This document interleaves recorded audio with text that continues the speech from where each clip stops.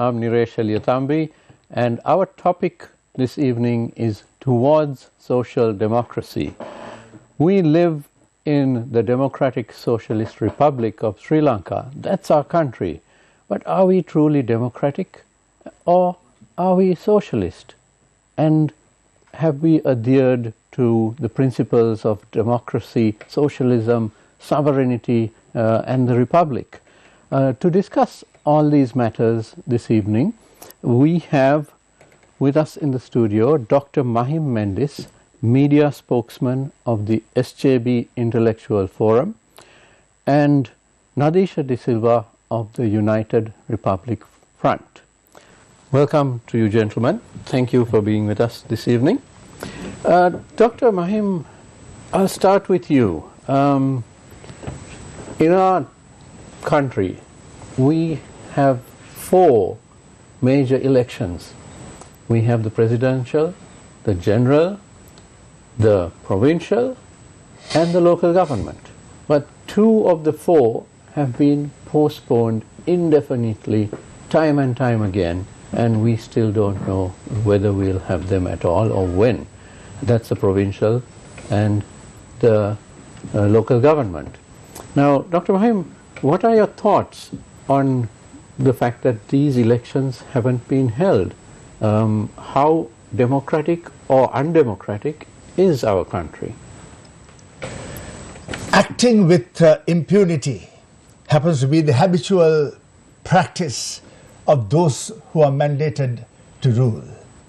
Now, since independence, we see that we have lagged behind democratic values. Our people have not been adequately literate, educated on democratic values. That is a major flaw, unlike in mature democracies. And also, very clearly, those in government are only a mirror reflection of a people not quite sensitive to democratic values and attitudes. So it is not surprising at all that people in government have been in the habitual practice in acting with impunity, taking the law into their hands and do as they please. So this is a major problem right at the moment with the government that we have. We call it a clan of people now, the Ranil Rajapaksa regime, a rightist neoliberal regime which has absolutely no moral value to have a government of the type that they are talking about. In the post-Golfes Aragalaya, we know that a person who did not even have a mandate from the district that he contested, he appointed himself into the through the national list in a proper, mature, decent democracy. That should not happen, and that cannot happen. He put himself in parliament, and in the midst of the crisis, unprecedented crisis, we saw this same person taking oaths as acting prime minister, and then you see getting into the presidency also, having taken oaths in the presence of a man who was running away.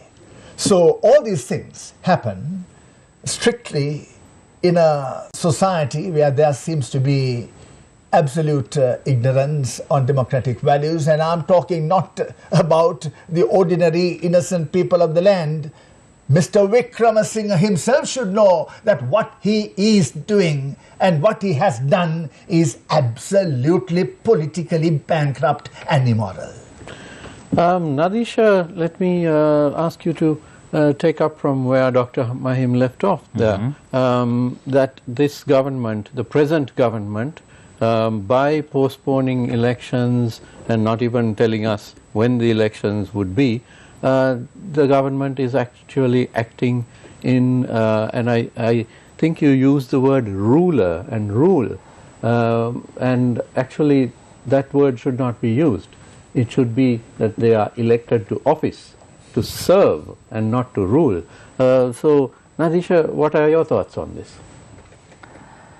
See, he correctly said one thing, that two elections which were supposed to be held in past times were not being held, and right now we are in 2024. We know that definitely there should be two elections to be held in this year, a presidential election and a general election. We don't know which will come first. That is also according to the whims and fancies of the so-called rulers. Yes, so that we have to wait and see. But anyhow, according to the constitution, no one can run away from having a presidential election before 17th of October. That has to be done. So we don't know whether we will get a general election before that, if the president thinks that the dissolving the parliament will be a better option for him, according to the coming situations in future months. So anyhow, I personally prefer, I personally think that the coming two elections are a must. So you can't get away from these things. According to the constitution, definitely a presidential election should come, and then a general election should come. So people of Sri Lanka, the citizens of Sri Lanka now have to think wisely. I mean, we know that people of Sri Lanka have gone through lots of difficulties in last few years. We know what has happened in 2022, how difficulties we faced, and we know what are the wrong decisions that we took. And here also, right now also, we are seeing different waves are coming, people being manipulated by such campaign promises or whatever. So we have to be very careful selecting the ideal persons to the office, actually, to serve, not to rule. To serve and not to rule. We must keep reminding our voters of this, and they must keep reminding the politicians of this. Now, getting back to those two elections which I referred to, Nadeesha, the local government and the provincial. In my opinion, those two elections allow the people to vote for people, for candidates who are in their neighborhood, in their district, who are with them in school, who are their relatives, their neighbors, and therefore they are much more approachable once they get elected. There's no running away and hiding behind a coterie of bodyguards like our ministers do. So it's representative democracy when you can approach your representatives. So one of the disturbing factors that I see is that very few political parties are even speaking of these two elections. They are focused on the presidential and the general, but not very much on the provincial and the local government. What do you think of that? What are the parties who are talking about these two elections? Now, you told me that there are few parties only talking about these two missed elections. Yes, we saw that there were few parties, except the governing party, who talked about these missing elections at that time, 1 year before, which was to be held at that time. But now, after like couple of months were gone, after that it was supposed to be held on April or March, I can't remember exactly. So now it was passed, then nobody wanted to talk about it. Actually, nobody was caring about that. That's why I asked you a question in return. So what are those parties who are right now talking about the missed elections? Nobody. So it may possibly indicate that most of the parties are not in favor of this kind of representative democracy. Dr. Mahim, can I put that question to you? I should say very clearly that the provincial and the local government elections happened to be a priority matter for all political parties when those elections were due to be held. In an arbitrary and in an improper manner, in an immoral manner, the government of the day did not hold elections, did not permit the Elections Commission to hold elections. The due process was not adopted.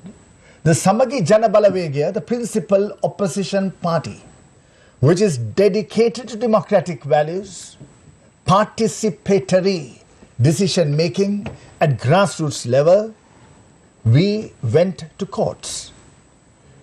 People of this country know that we were extremely concerned about the manner in which the government was playing a game with the elections.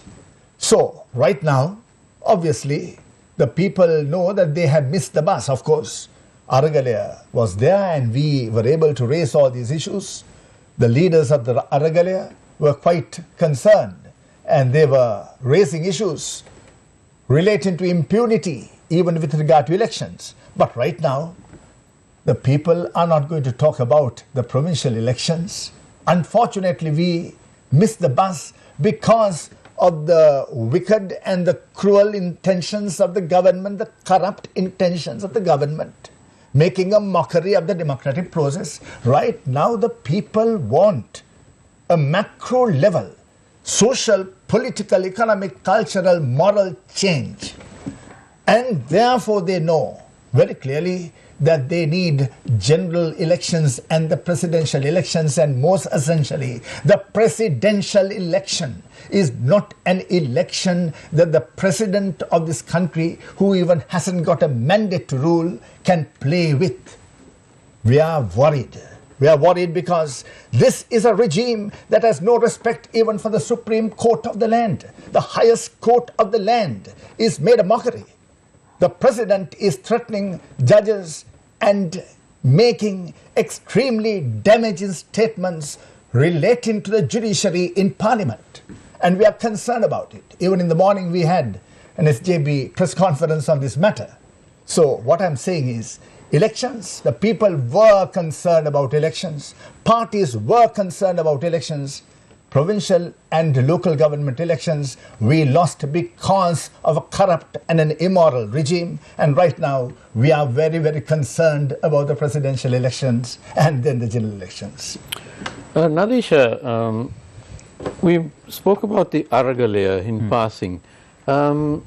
Is the Aragalaya dead, or is it simply dormant, and will it rise again in the form of the people's mandate, the vote at the presidential election? Nilesh, what happened to Aragalaya was, people expected, different people were in Aragalaya. They had different views. They needed different things. Their wants were different. Their needs were different. So, Aragalaya was based on Gota Go Home. That happened. So, Gota Go Home project was needed for all these parties. It was needed for Ranil Wickramasinghe supporters, it was needed for SJB supporters, all the leftists, or whatever, you name it. Everyone wanted Gota to go home. So that became a success. So when the first project was successful, then what happened? Then the power struggle came, the real power struggle. At that time there was no power struggle. We had right-wing people, the left wings, all there, even the nationalists, racists. We found everyone in the battle, the Aragalaya movement, right? The grounds, Goldface grounds. But there was a time, as doctor said as well, Aragalaya leaders had the opportunity of taking control of the, not the country, taking control. I mean, they had the demanding power to the political parties before they bringing up all these agendas which they wanted to bring. Political parties were ready to negotiate with Aragalaya leaders. even UNP, SJB. You know, what happened to Sajid Premadasa when he came to Golface on 9th of May? So he was chased away by the leftist people. We know what happened over there, right? So at that time he was the opposition leader and he was the person who was having the most number of opposition supporters in the country, but he was chased away. That was the moment, the 9th of May, that was a very crucial moment where they acted against Sajid Premadasa. It was a very crucial moment in the Aragalaya, because that was the exact instance which showed that the Aragalaya was hijacked by one particular movement. So that tells the whole story about what happened to Aragalaya. Now what has happened? After the Aragalaya there was a emptiness. We saw an emptiness. No force, no one to lead. We saw that Ranil Wickremesinghe came to power. That's a different story. But the needs of the people, what the Aragalaya actually wanted, no one was there to talk about this stuff. So that happened because the Aragalaya was hijacked by another movement. So the wave converted into what we see as NPP wave, that was converted to that. That was hijacked by NPP. So, Dr. Mahim, Nadeesha spoke of the Aragalaya being a collective of many movements, the left, the right, the center, and so on, but that in the end it seemed to be hijacked by the left. However, the Aragalaya was not just what we saw at Golface. It was almost a nationwide movement. You had many Aragaliyas in Negombo, in Gampaha, in Gaul, in Kandy, all over. So it was nationwide. But of course, once the primary goals were achieved, which was President Gotabaya Rajapaksa resigning, together with the Prime Minister, the government, and so on, things did then die down. But is it, as I asked Nadeesha, is it simply dormant? Are the feelings of the people still the same, and they want to see permanent and lasting system change, and they want that through the ballot?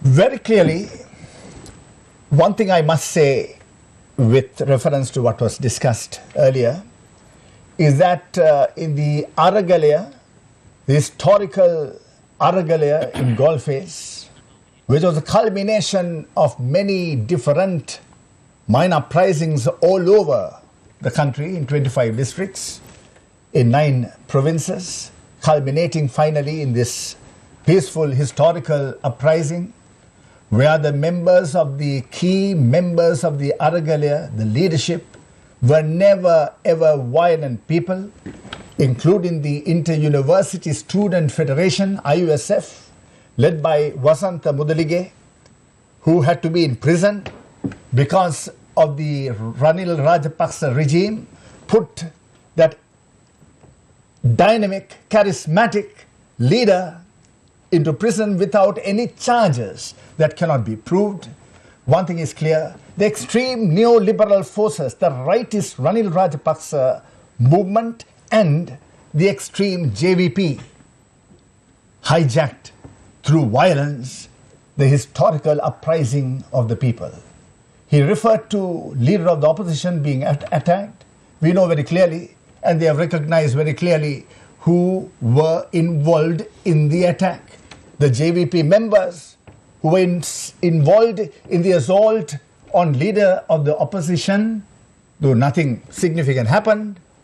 We know very clearly that the extreme leftist and that is namely the JVP, some people think that IUSF and the Frontline Socialist Party are all, you see, JVP. They are totally different groups. These extremist groups hijacked.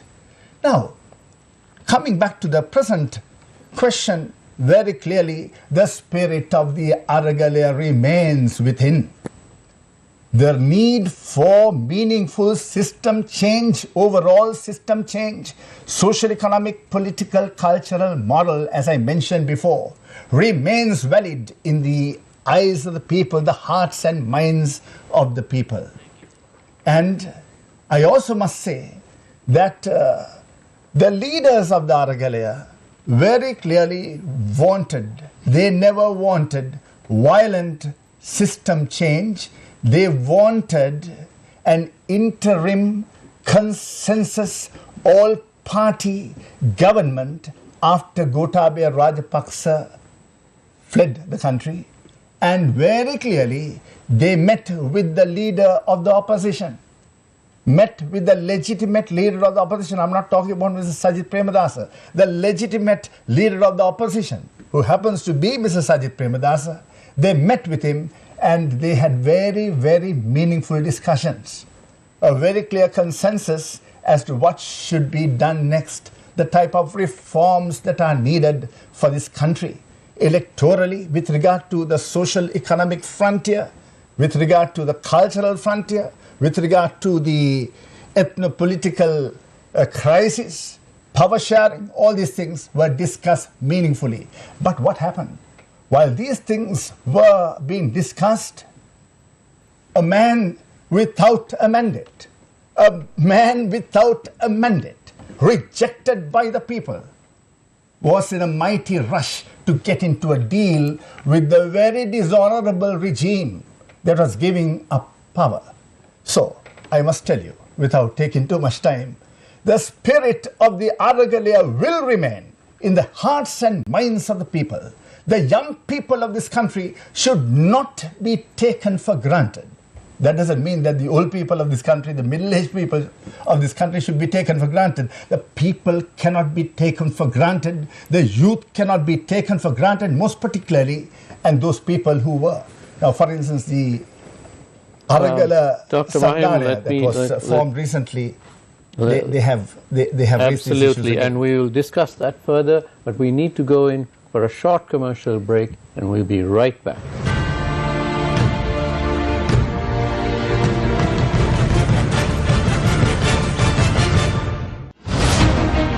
We live in a world of progress, but what if progress isn't reaching everyone? Millions of Sri Lankans struggle without access to clean water, safe roads and bridges to a better life. But you have reached out. You have touched their lives. Thank you, Sri Lanka, for making Gammadda the most impactful rural development movement in our nation. Gammadda, for the people, by the people. රටට වටින අසාමාන්‍ය අසම සම අනන්‍ය දක්ෂතාවෙන් ලොවක් මවිත කරවන විශ්මිත ජාත්‍යන්තර වේදිකාව ලොවපුරා රටවල් 70ක අති සාර්ථකව විකාශය වන Got Talent වැඩසටහනේ වරලත් ශ්‍රී ලාංකේය දිගහැරුම Sri Lanka's Got Talent Season 2 ජූලි 6 වනදා සිට සති අග සිරසේ රාත්‍රී 8:30ට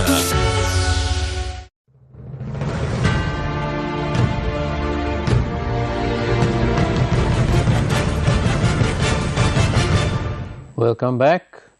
We are with Dr. Mahim Mendis, representing the SJB, and Nadeesha de Silva, representing the URF, and we are having a very dynamic discussion on the topic of towards social democracy.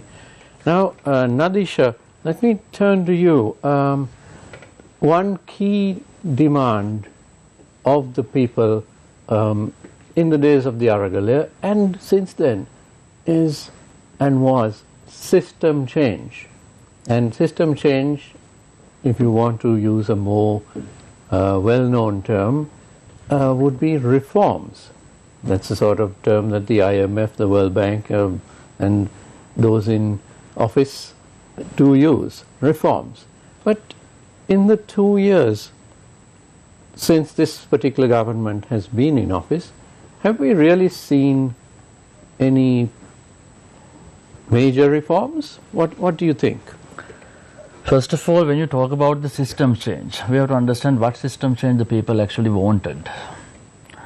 So there was a system. People wanted it to be changed because they saw that the state was failed because of that. The actual system change that the people are asking, Niresh, from my understanding, it is they are asking for a change in the political culture of this country. People are fed up with this political culture. We know that we are in an economical crisis caused by a governance crisis. Actual problem is the governance crisis. What we are seeing is the economical crisis.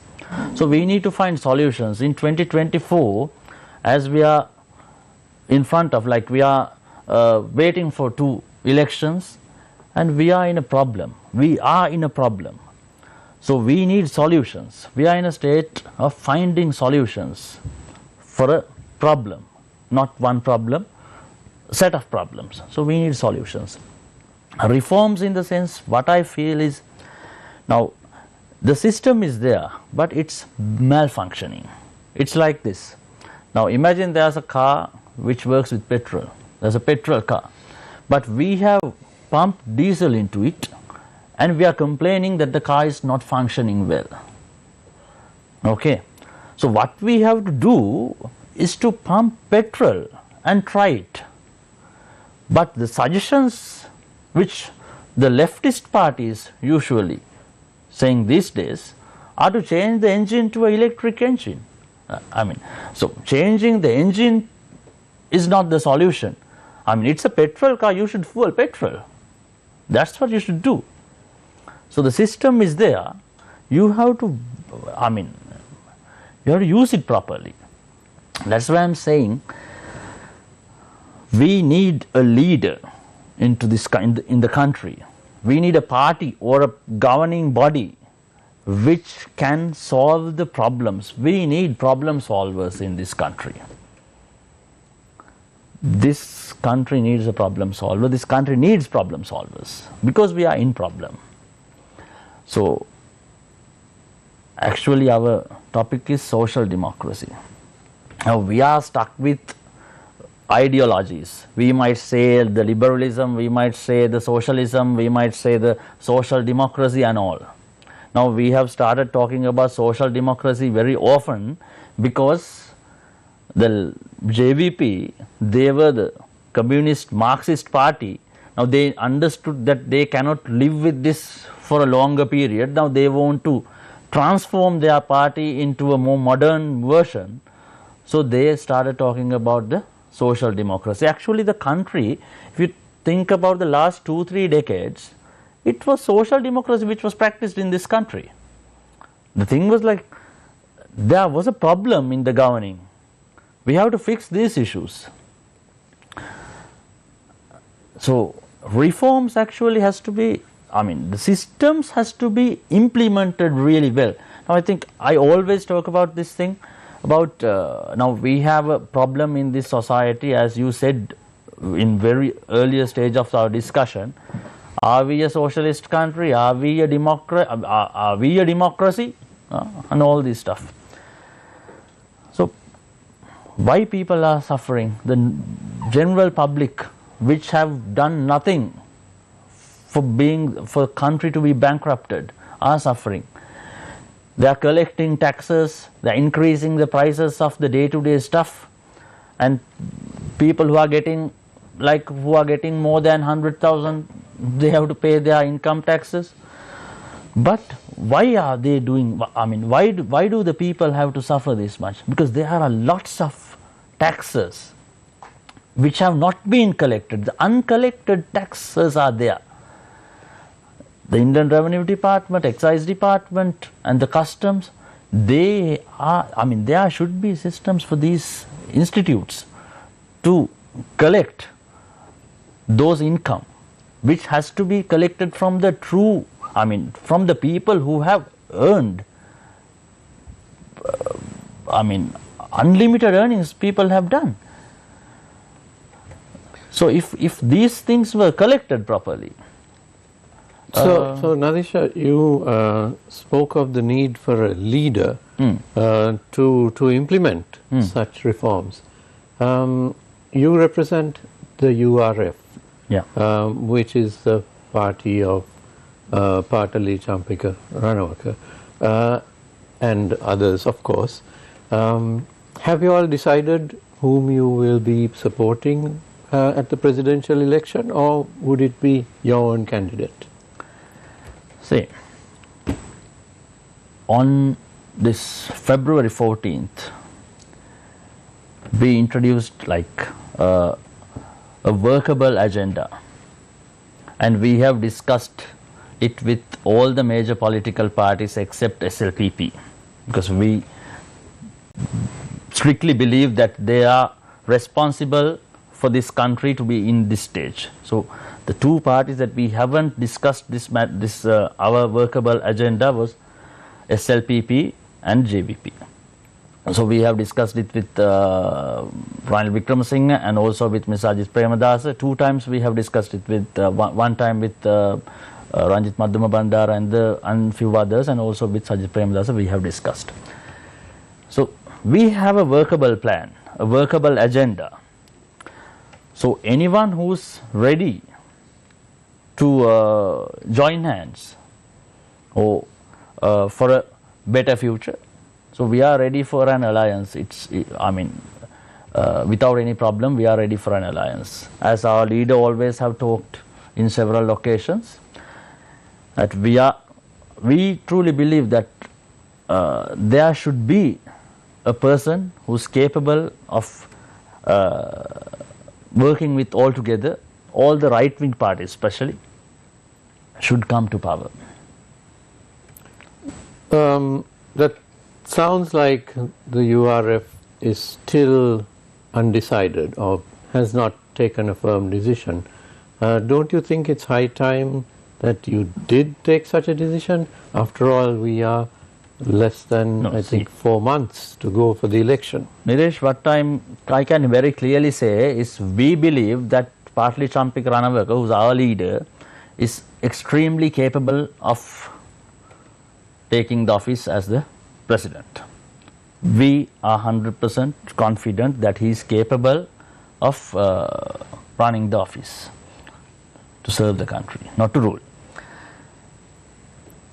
But it is like, there are alliances being formed these days. We can see that if any alliance, like if any of those alliances, or if any of these will suggest him to be the candidate, he will be ready at any time. But in the other hand, like we are still, so our first choice is our leader. If somebody, if he is being selected as a candidate, he will be contest. So, Dr. Mahim, now this country's voters have a habit of going from one extreme to another. At the last election, 6.9 million voters voted for Gotabaya Rajapaksa and the SLPP. And now, of course, there is the possibility of a swing from that ultra-right SLPP vote to the ultra-left. That is, after all, in a way, human nature, I suppose, but particularly nature to the Sri Lankan voter. What are your thoughts on this? My thoughts are very clear. Starting from where my good friend ended, he said that his leader is Mr. Champika Ranawaka. And when we look at Mr. Champika Ranawaka, quite an able parliamentarian, He is in Parliament thanks be to the Samagi Jana Balawegya leadership. And he was a constituent member of the SJB, Samagi Jana Sandhana. And when the historical moment came in 2019-2020, he understood that of the opportunities and the viable alternatives that are left for the people and for himself, he knew that Sajith Premadasa was the best possible alternative. And I'm very happy that he opted to be in the SJB and they are in Parliament because of the dynamic, charismatic, social democratic leadership of Sajith Premadasa. Now there are three alternatives. Very clearly, the right is extreme right, capitalist, neoliberal, and to add more to that, a feudalist, a neo-feudalist alternative. We know by the behavioral pattern of Mr. Wickramasinghe, who has revived the Pohot tour with the 134 members of the Pohot tour. Well, we know very clearly he wanted to impress the grand 134 member Pohot tour alliance that he is even a better rightist leader. Now, when Mr. Gotabaya Rajapaksa was elected, with the people asking for a Hitlerite regime, a rightist authoritarian, they knew very well Mr. Rajapaksa, Gotabaya Rajapaksa, is a man who can be, inspired, who will be inspired by a militaristic ethos. And they wanted even a Hitler. Having failed the country and having made the country a mockery, the lifestyle of the people a mockery, now we have the extreme left, the Marxist, extreme Marxist, socialist alternative that is internationally and globally invalid. Very clearly, the Janata Vimukti Peramuna project of an NPP, if you look at the JVP website, we know very clearly who runs the JVP, 7 members of the JVP Politburo. None of the NPP people are there in the JVP Politburo. Anyone right now can log in and see who runs the NPP. The Supreme Leader, Anura Kumara Disanayaka, the JVP leader, runs the project called the NPP. These two are alternatives of an extreme nature. What is the globally relevant alternative? Whether it be the Scandinavian countries or the Commonwealth countries, the European Union countries, the social democratic alternative. What does it mean? Respect for fundamental freedoms of the people in line with the Universal Declaration of Human Rights, starting with equality and equity, equal distribution of resources and equality. And we believe that we need to learn good lessons from the success of capitalism and socialism.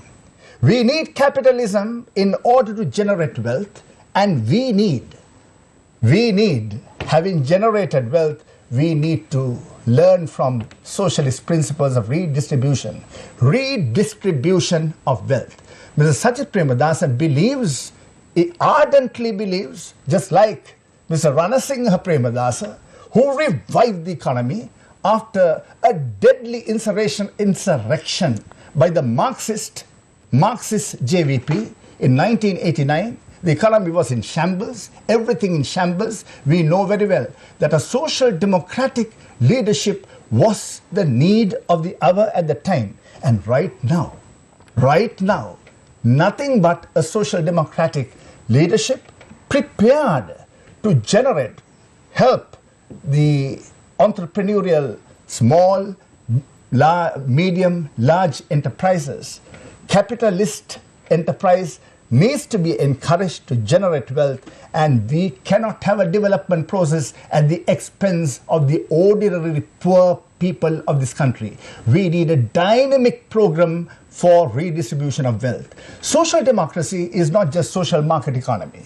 Social market economy is a vital factor with regard to the economy, but we believe in social democratic, social, economic, political, cultural, moral frontiers of life, fundamental freedoms of the people, equality and equal dignity. With regard to the northeast political, ethno-political crisis, our leader has very clearly stated that we believe in the 13th Amendment. We believe in the 13th Amendment. We are not going to play any games with that in the way the JVP, killing people, Vijay Kumar Tungas, LW Panditas, Daya Patiranas, vice chancellors, you see, who supported the cause of power sharing. We know their history. Have they apologized to the people of this country for what they did? No. And we know that the neoliberal J.R. Jawardhana regime or Ranil Wickremesinghe regime never ever had any respect, not for the 13th Amendment, even for the local government elections. We know very well. So, we have one clear alternative. The people of this country need to understand very clearly that the social democratic middle path that respects the dignity of all people, the rich and the poor equally, is the only alternative that is available. We are, I'm afraid, almost out of time, so my final question will be to Nadeesha. Nadeesha, it is the duty and responsibility of any government to protect the public from shocks. Unfortunately, this particular government that we have now continues to bring shocks upon us in the form of various taxes and so on and so forth. This is just not conducive to running a smooth economy. When you look at all these shocks, first from the Gotabaya regime and then from the Wickremesinghe regime, what do you think should be the behavioral pattern of the next government when it comes into office? See, actually, if people are facing the shocks, now people have faced different shocks with different governments. Still, that's why I always say, Niresh, it's up to the people to decide not to be manipulated by the campaigns. It must be, now you emphasized Wickremesinghe government and the Gotabaya government in this situation. But it can be a JVP government, it can be a SJB government, it can be whatever. It can be, the president can be Premadasa or Disanayaka or, as we expect, Ranawaka or Wickremesinghe, whoever. It's people's duty to vote by understanding what these people are going to give to you. What are they going to provide? What do they promise? Now, election promises, we are hearing hundreds of election promises these days, campaign promises. So, some of them are very, very attractive. Now, we always love to receive. That's the nature of the Sri Lankan people. We love to receive. Whomever is going to give you something for free, whomever is going to give you something, whomever is promising you something, you vote for him. But on the other hand, these are the same people who were promised vistas of prosperity and splendor. I'd like to meet the person who came up with that slogan. Unfortunately, I haven't, because it's very dramatic, and exactly the opposite of that happened. So our public may not be as gullible. Public should stop taking decisions emotionally. We have always used our emotions to take decisions. We have to think and take decisions. This is the problem of the public. This is the problem of the citizens. The voters, they have voted using their emotions only, not brains. So, now we have seen a wave towards NPP which was not there before. Actually, we should understand what this wave actually is. This is because of the vengeance. They want to, I mean, they have that anger against the people who have stolen their peace, who have given them shocks. Now in 2015, why did people choose Maithripala Sirisena? They wanted to get they wanted to punish Rajapaksa regime. Did that happen? No. Then we came up with all these central bank issue and all this stuff. Then what happened? People gave their vote to Gotabaya Rajapaksa, expecting the culprits of this, they expected Arjun Mahendran to be taken into custody. They wanted these people to be